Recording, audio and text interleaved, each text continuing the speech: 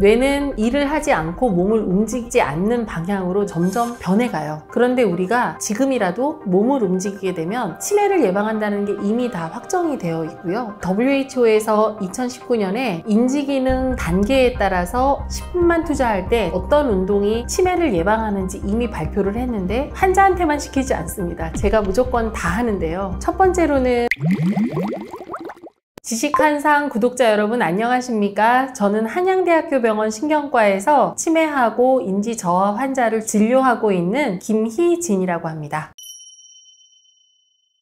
나이가 들면 뇌 안에서는 만성염증하고 활성산소에 의해서 뇌세포가 더 빠르게 노화를 겪게 되고요. 노화가 되게 되면 특정 부분부터 소멸을 시작을 해서 50세가 넘어가면 매해 0.5%씩 부피가 감소한다고 알려져 있어요. 그래서 뇌는 컴퓨터처럼 본인들이 하는 구획 정리가 굉장히 잘 돼 있거든요. 뇌 구조보다 더 빨리 기능이 감퇴를 시작을 하고요. 구조까지 없어지게 되면 거기에 해당하는 뇌 기능이 같이 없어지시는 거죠. 기억력 부분이 없어지게 되면 기억이 없다고 얘기를 하시고, 전두엽 부분이 없어지게 되면 전두엽에 해당됐던 기능들이 떨어지시게 되는 거예요.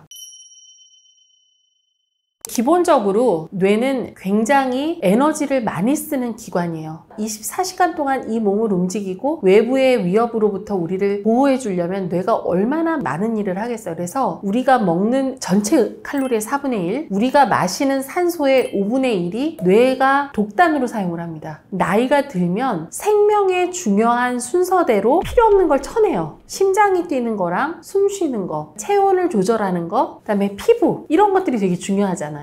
그것을 관장하는 뇌 부위는 살리고 우리 인간에게만 존재하는 게 바로 뇌의 생각하는 부분이거든요. 자연적으로 쳐내게 되는 거예요. 뇌는 일을 하지 않고 몸을 움직이지 않는 방향으로 뇌가 점점 변해가요. 그거는 노화에 따른 자연적인 변화. 그런데 우리가 지금이라도 몸을 움직이게 되면 우리 뇌에서는 자연적으로 없애려고 하는 그 부분이 아직은 써야 되는 기관이구나 라고 생각을 해서 심폐소생술을 한다고 생각을 하시면 돼요. 그냥 단순하게 걷기만 해도 치매를 예방한다는 게 이미 다 확정이 되어 있고요. WHO에서 2019년에 인지기능 단계에 따라서 어떤 운동이 치매를 예방하는지 이미 발표를 했는데 하루 30분 이상, 일주일에 4일 이상 치매 정도에 따라서 저강도, 중강도, 고강도에 대한 명확한 근거를 얘기를 하고 있습니다. 뇌가 줄어드는 뇌 노화 시기에는 운동은 반드시 해야 된다, 그렇게 정리할 수 있을 것 같아요. 4가지를 말씀을 드릴 건데요. 이거 외에도 너무 많습니다. 10분만 투자할 때 첫 번째, 경사면 오르기, 즉 계단 오르기가 굉장히 좋습니다. 이거 해보시면 5분도 힘드세요. 3분에서 5분 정도 시작을 하시고 10분까지 늘리시면 좋고요. 두 번째도 조금 어렵습니다. 고강도, 저강도 형태로 저는 운동을 한다고 했는데 그 고강도 운동에 뭘 하냐면 달리기를 하고 있습니다. 달리기도 사실 10분 하기 어렵습니다. 그리고 관절 상태를 꼭 보셔야 돼요. 세 번째로는 이거는 잘 하실 수 있을 것 같아요. 스트레칭입니다. 공원에 가면 여러분들한테 가장 적합한 스트레칭으로 연합되어 있는 기구를 설치해 놨습니다. 그거를 시키는 대로 한 바퀴 도세요. 한 사이클 돌면 10분이 훨씬 넘어가고요. 2사이클 돌면 20분 걸립니다. 그렇게 하면 초간단 방법이 되는 거고요. 마지막으로는 이것도 조금 어려운데 스쿼팅 자세 아시죠? 벽에 기대서 앉았다 일어났다를 5분만 하셔도 뇌 건강은 확실하게 책임질 수 있습니다. 실제로 미국 뉴욕에서 한 코호트 연구라는 게 있어요. 그러니까 몇십 년에 걸쳐서 인구 집단을 쭉 팔로우를 했더니 허벅지 굵기가 굵은 사람이 치매가 덜 걸렸다라는 그러한 보고도 하고 있습니다. 그래서 여러분들한테 이 4가지 잊지 마시고 오늘부터라도 10분 동안 한번 실시를 해보시면 여러분의 뇌가 확실히 건강해진 걸 느끼실 수 있을 겁니다.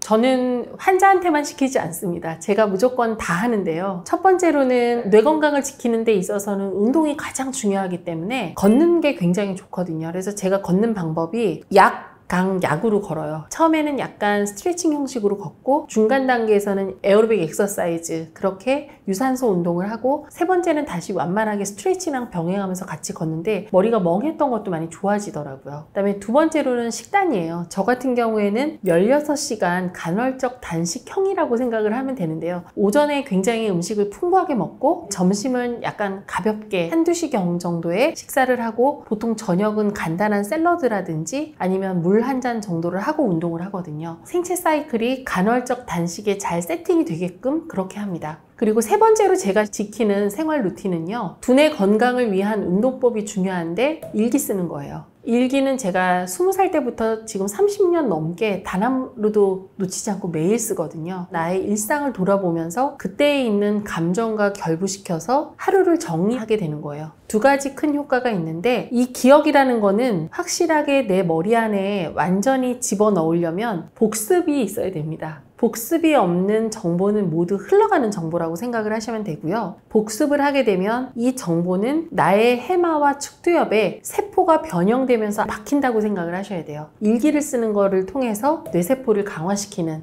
효과가 있고요. 손으로 직접 다 쓰고 있어요. 우리 손은 몸 안에 5%도 차지하지 않지만 뇌에서는 이만큼이 손의 영역이거든요. 글씨를 쓰려고 하면 기억을 감정과 함께 잘 병합해서 적절한 단어를 선택을 해서 적당한 조절 능력으로 손해와 기저핵을 다 활용을 해서 쓰는 게 바로 글씨거든요. 그러면서 뇌를 굉장히 활발하게 만드는 거죠. 이 세 가지를 저는 반드시 지키고 있습니다.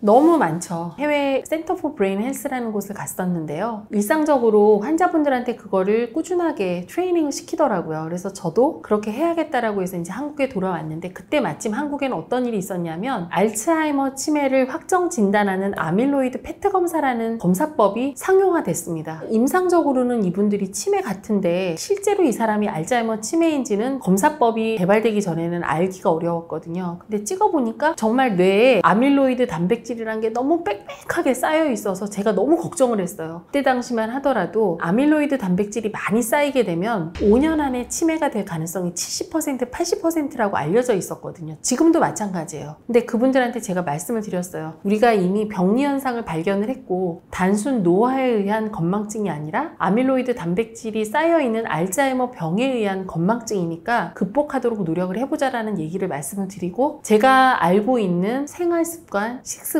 비약물적 치료법에 대해서 모두 말씀을 드린 거죠. 잘 따라오신 분은 지금까지도 너무 멀쩡하세요. 평균 유병 기간이라는 게 있으니까 15년 정도 되면 사망한다고 알려져 있는데, 지금까지도 너무 건강하게 사시는 걸로 봐서는 치매를 일으킬 수 있는 나쁜 단백질이 있는 분들도 적극적으로 실시를 하면 모두 다 예방할 수 있구나를 굉장히 깨닫고 있습니다.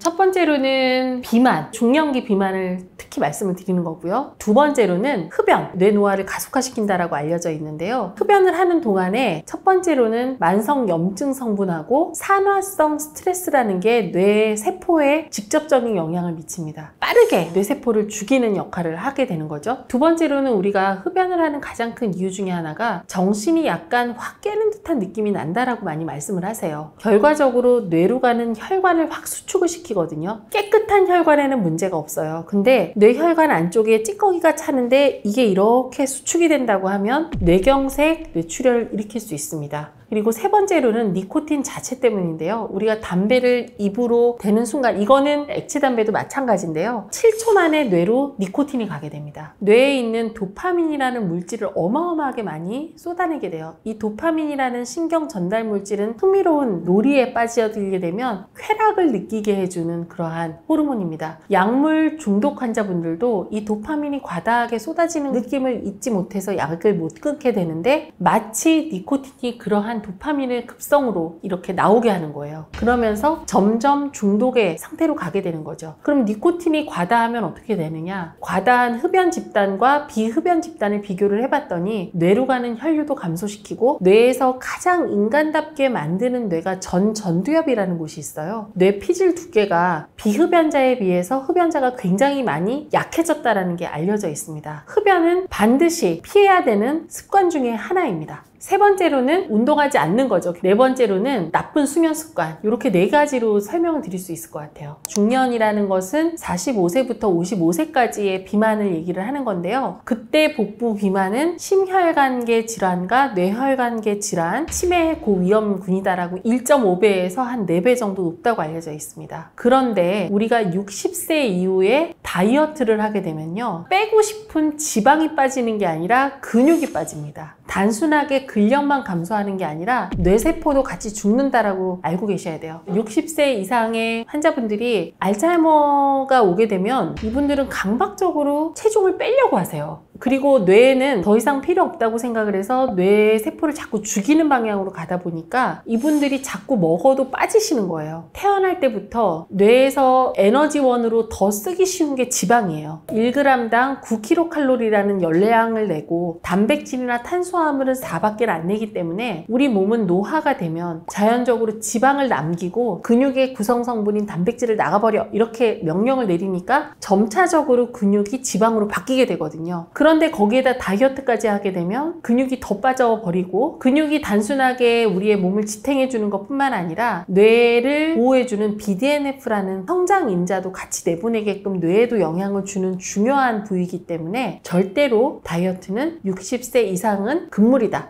다시 한번 강조하겠습니다. 치매에 잘 걸리는 분들로 설명을 한번 드려볼게요. 첫 번째로는 가족력이에요. 엄마, 아버지가 치매가 한 분이라도 있으면 내가 치매가 걸릴 가능성은 적게는 4배, 많게는 9배, 두 분 다 치매일 경우는 20배 이상입니다. 두 번째로는 성격 자체가 굉장히 예민한 사람들이 치매가 잘 걸린다라고 알려져 있어요. 그냥 넘어가도 되는 걸 본인은 화가 나는 거죠. 그렇게 되면 우리 몸 안에 콜티졸이라고 하는 호르몬이 확 치솟게 되거든요. 그러면 이 호르몬은 피상하부의 뇌하수체에 있는 부분에 영향을 줘서 교감신경계가 흥분되면 맥박도 빨라지고 땀도 많이 나고 뇌세포도 빨리 노화하는 방향으로 가게끔 만들거든요. 그러한 성격들이 대부분 치매가 좀 많이 생긴다고 알려져 있고요. 세 번째로는 말이 많지 않은 사람이 치매가 잘 걸린다라고 알려져 있습니다. 실제로 연구에 따르자면요, 형용사를 이용해서 많은 풍부한 어휘를 말씀하시는 분들이 오히려 치매를 예방한다고 알려져 있거든요. 그만큼 자기 감정에 서투르거나 말을 많이 하지 않는 분들이 치매에 많이 온다고 알려져 있습니다. 마지막으로 강조하고 싶은 거는 잘 못 자는 분도 치매가 많이 걸린다라고 알려져 있어요. 주로 추천드리는 거는 첫 번째로는 요즘에 내가 흔하게 사용하는 단어를 자꾸 잊어버리느냐, 5개 이상이 되고 자주 잊어버리는 게 되면 뇌 노화가 빨리 진행이 된다라고 생각을 하셔야 되고요. 두 번째로는 낯선 길을 찾아가거나 복잡한 백화점, 그 다음에 지하철 환승역에서 내가 갑자기 길이 헛갈리게 느껴지고 낯설게 느껴진다라고 하는 것도 나의 뇌 노화가 빨라지는 신호 중에 하나입니다. 세 번째로는 한번 암산을 해보시는 거예요. 뺄셈 같은 게 잘 안 되시면, 덧셈 같은 게 잘 안 되셔도 치매 위험 인자일 수 있습니다. 차 운전을 하시다가 앞에 번호판이 있으면 번호를 한번 다 더해보세요. 그리고 그 번호를 한번 기억해 보시는 거죠. 근데 잘 안 된다. 그러면 나는 뇌 노화 과정 중이다 생각을 하셔야 됩니다. 네 번째, 성격이 약간 변할 때도 그럴 수 있습니다. 갑자기 우울해지거나 갑자기 화를 많이 내거나 우리의 성격을 컨트롤하는 뇌는 전두엽이라는 곳입니다. 가장 잘 발달한 뇌부이거든요. 그리고 자기를 인식할 수 있고 나라는 성격을 결정해 주는 게 우리 전두엽 기능인데, 그 전두엽은 마지막에 발달을 한 반면 노화에 의해서 전두엽부터 없어지게 되는 거예요. 그런데 이 전두엽이 없어지는 증상이 갑자기 팔다리가 마비된다거나 그런 게 아니라 성격이 미묘하게 바뀝니다. 발랄했던 분이 약간 우울해진다든지 약간 차분했던 분이 신경질을 많이 내게 되면 그것도 뇌 노화의 한 가지 원인이 될 수 있습니다. 마지막으로는 전두엽 집행기능이라고 하는 건데요. 내가 새로운 물건을 바꿨는데 그게 제대로 적응이 안 된다. 그러면 나의 전두엽이 좀 노화를 겪고 있다. 이렇게 알아보시는 것도 하나의 중요한 방법 중에 하나입니다. 이미 나이 들어버린 게 아니라 오늘이 가장 젊은 나이인 거죠. 내일이 더 늙었잖아요, 사실은. 제일 중요한 건 스스로 인지하는 주관적 나이가 나의 신체 나이라고 생각을 하시는 게 가장 좋을 것 같아요. 내 마음이 젊고 내 정신이 건강하면 나도 늙지 않습니다. 그런데 내가 벌써 늙었다고 하고 나는 아무것도 하지 못한다라고 생각하는 그때부터가 신체 노화도 급격하게 일어나게 됩니다. 뇌와 신체는 전혀 다른 부위다라고 생각을 하시는데, 심지어 심장 뛰고 호흡하게 하고 움직이게 하는 것도 다 뇌의 명령이거든요. 뇌의 노화라는 것은 그 어느 누구도 피할 수 없는 하나의 인생에 가는 과정이다라는 것을 깨닫게 되는 요즘입니다. 뇌 노화를 걱정만 하지 마시고 뇌를 건강하게 유지할 수 있는 다양한 방법들이 있으니까 얼마나 건강하느냐에 따라서 여러분이 오늘 아주 젊은 사람으로 살 수 있다는 걸 말씀드릴 수 있을 것 같아요.